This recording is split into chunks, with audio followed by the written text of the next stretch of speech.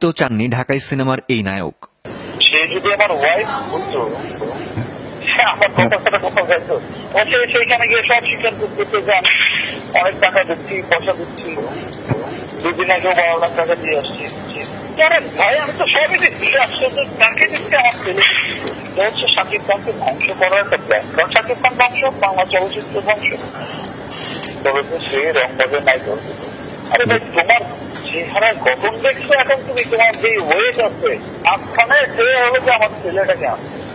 আমার দুঃখ লাগছে, আমার অনেক, আমার ছেলেটাকে আমি এভাবে দেখতে চাই না। কারণ অপুর সাথে তো আমার কিছু নাই। তুমি আমার আসলে এতদিন কি এত হিরোইন গুলোকে আমি বঞ্চিত করছি, এর পাপের প্রাশ্চিত্যই যদি আমার আসলে তাই। বউ মর্যাদা চাইলে ঠিক ছিল, সে তো চায় নায়িকার মর্যাদা, তাকে তুমি কি বোঝাবা? এদিকে